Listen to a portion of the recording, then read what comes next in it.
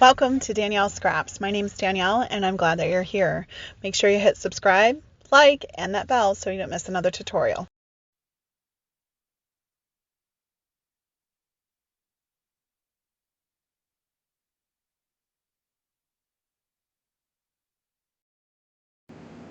All right, so today's mystery envelope comes from Melanie, and she is challenging us to make a 12 by 12 page, a scrapbook page, using the Reindeer Days Memories and More's collection, those pocket cards that you see right here.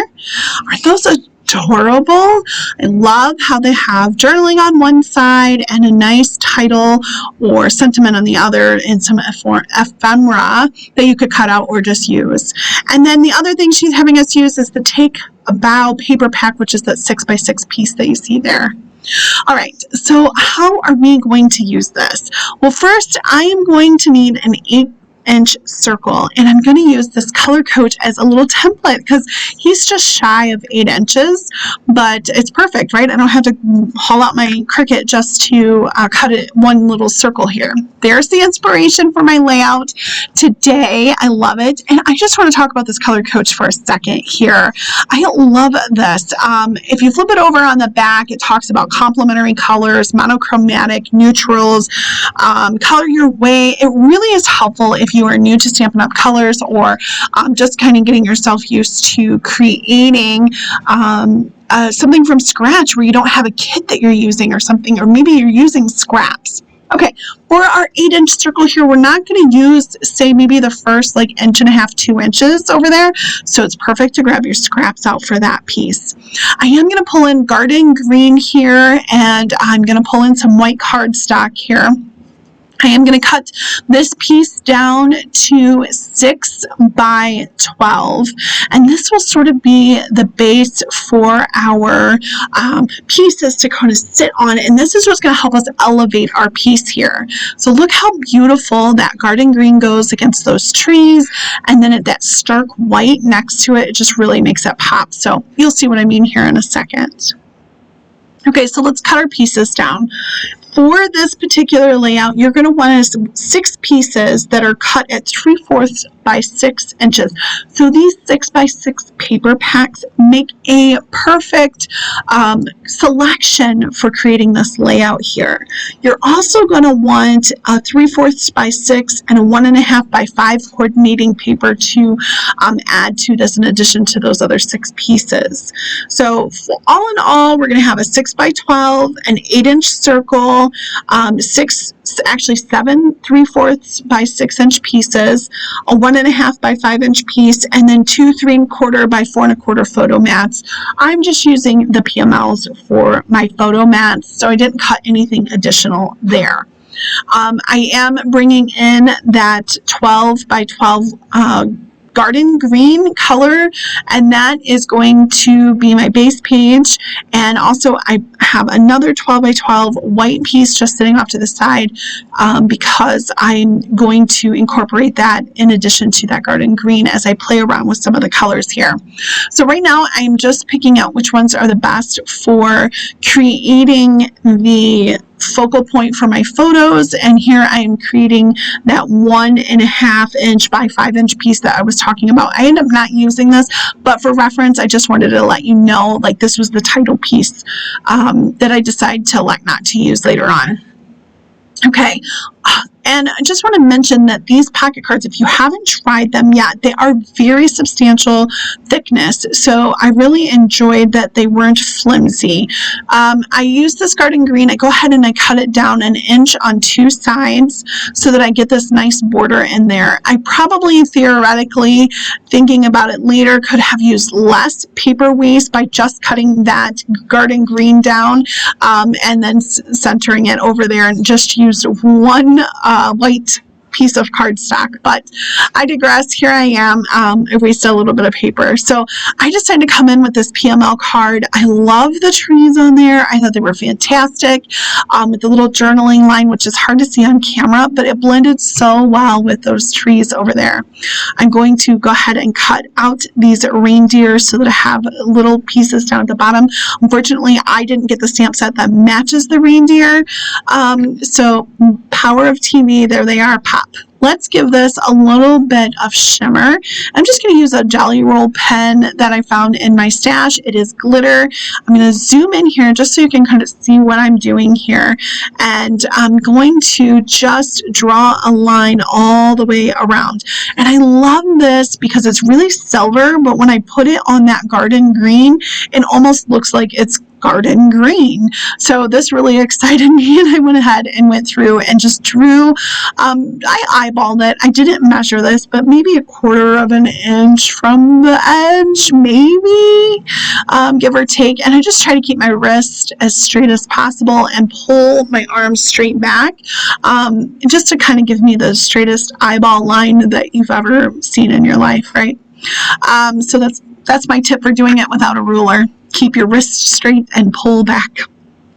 So I'm going to go ahead and do it on the white, and in person you can see the difference of the two shades where the silver shows up really nice, and then on the green it looks like it almost like encapsulates the color of that garden green on there. Okay, so we're going to center this right into our 12 by 12 piece here, and it should leave you about a 1/2 inch border on all 4 sides.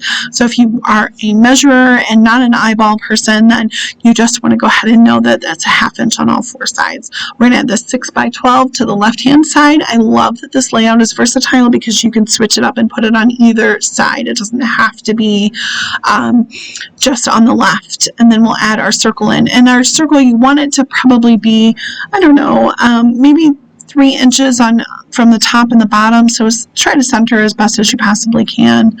And if it's a little to the left or a little to the top or bottom or whatever, it'll be fine. When I put down my pieces here, I want them to mirror each other.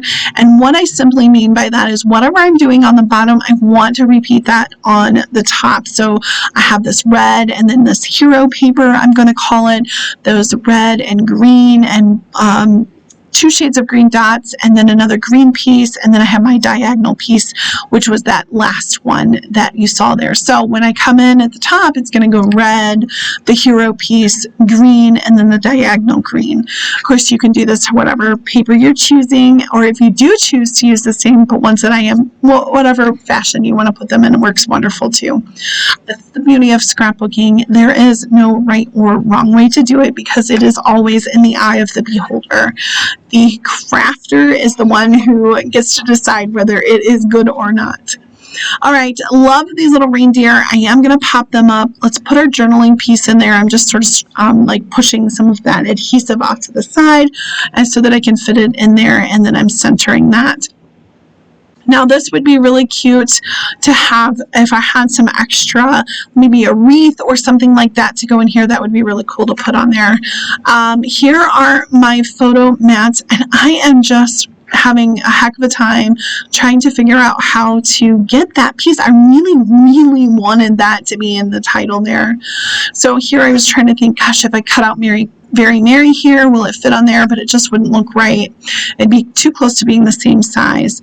So I decide I'm going to pull out some stamps here, and I'm going to decide what do I have in my stash that is going to be helpful. I just really didn't want to cut this PML card down to make it fit, and I really just wanted to use those 2 as a photo mat. I felt torn here, right? I really just was like, how am I going to make this work? So anyways, I'm going to go ahead and just scratch it here in a second and get out those stamps.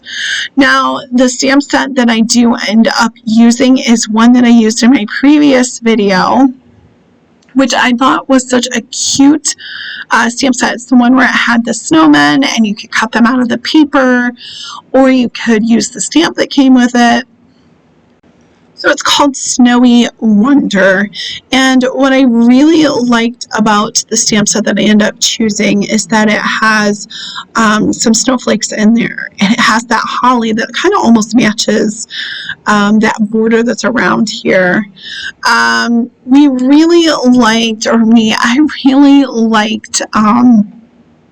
the little colors that it comes. So I decided that I'm going to go with Season's Greetings. And then after I was all done with it, I wish I would have went with like Let It Snow or something like that. But whatever, here it is. Just because I also use snowflakes in here. So let's go ahead and ink this up in some black ink. I think this is like a Memento ink. This is a good ink to use. It's bright and it sticks out. So it inked up fairly well and stamped real nice on there. So I really enjoyed using this. I was really pleasantly surprised with how nice they stamp. Being new to Stampin' Up! And being new to their stamp sets, I really loved their red stamps versus their polymer. Okay, enough chit-chatting here. Let's get down to the snowflakes. So I'm going to just sort of put those haphazardly on my block. I'm going to condition them because they're brand new. I haven't used them yet. And I'm going to just stamp them in a very light blue color here. And I'm going to do some second generation stamping along with some regular stamping on here. And while you can't see that too well on camera, it is rather striking in person. So I really like how it filled in some of the starkness that the white created, but it didn't take away from the focal point of the layout itself. I really encourage you to just sort of play around with these sort of things and just get a good feel for how you like your things to be taken care of, or stamped, I mean, in terms of taken care of, sorry. I am battling a cold. Okay, so the last thing I'm going to do is I'm going to come in with these matte ombre beads in here, and I'm going to put those into, once I get these photo mats placed down. I really think this is going to be cute.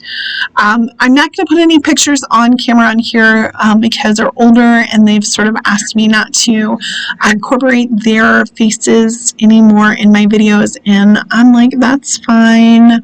You're so cute. Everybody wants to see you, but that's okay. So I won't be putting any pictures on my layouts moving forward, or if I do, they're going to have like sticky notes in front of them, so you won't see any finished layouts in terms with photos from here on out. So I'm just putting some 3-dimensional adhesive here on the reindeer. I was going to put them down on the white, but I decided keeping that border was important, and then I just put them the same fashion in which they were on the pocket card, so they were just facing each other. I just thought that was cute. I could have done tons of different options with these, but I really felt like that blank area down there, it needed a little something. So just getting those dimensionals put on there, and that pops them up. I love that. And then we're going to add in some of these ombre dots. I'm going to add a little bit of doodling around the edge, and this is just about finished here, folks. So all in all, I ended up using the Reindeer Days Memories and More collection. So I used those trees, came from that full 12 by 12 paper collection, and then the PML cards, or I'm sorry, the pocket cards came from that collection also, and then the 6 by 6 Take a Bow paper collection was used for those strips that you see. Now the Take a Bow is, last time I checked, out of stock. They may come back with them. I'm not quite sure. I'd have to check on that, but do definitely check with your demonstrator and see if they have any in their own personal stash if you are interested in this and really, really want it. So I'm just going to add a little dots here, and I like these because they're not super shiny, so they were just the right amount of pizzazz for this coming through. So I do have that triangle look that I like to look for in my layouts. So wonderful. This was a perfect challenge. Make sure you stop by all of the design team members' pages so that you can get inspiration from them and see how they chose to use their papers they received in the mail for this mystery envelope challenge from Melanie. I will see you as soon on the next one. Have a great night. Thanks for watching.